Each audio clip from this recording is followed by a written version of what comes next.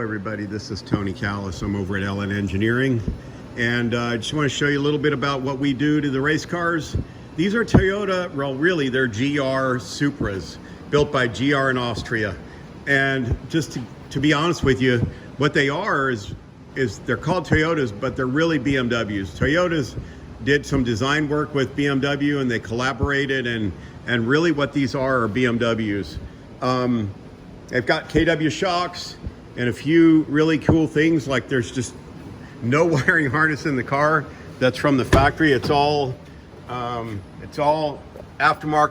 or motorsport wiring harness with Morelli computers, and it's running a different tire pressure monitoring system, but and there's a fuel cell.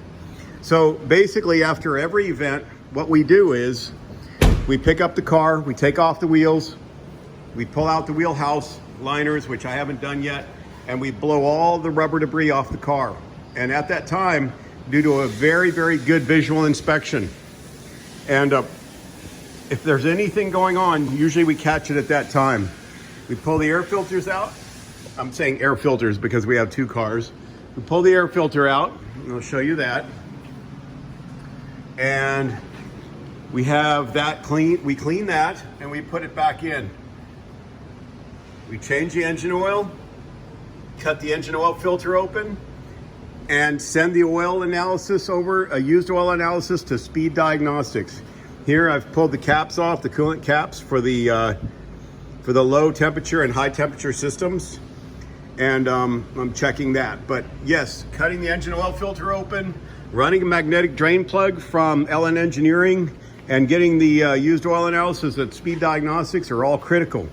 A lot of people ask me why I'm using Mobil 1. Isn't there a better oil like Driven or Motul?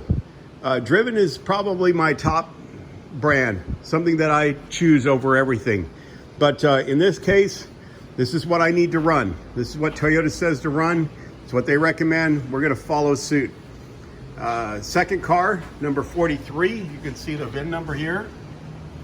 Number 43 had its oil changed, and I haven't taken off the wheels yet, but we'll get there. Then what we'll do, what we call a nut and bolt. We'll check all the major components to see if everything is still tight. Usually if you paint things, you can see if they move. And you'll see how we do that here. If it moves, you'll see if it's loosened or not. Otherwise, you don't want to just keep tightening that component or that fastener. You don't want to just keep tightening it because you'll over tighten it. These are the toolboxes that we utilize. You can kind of get an idea of how we organize things so we can work out of them. Nice racks and ratchets.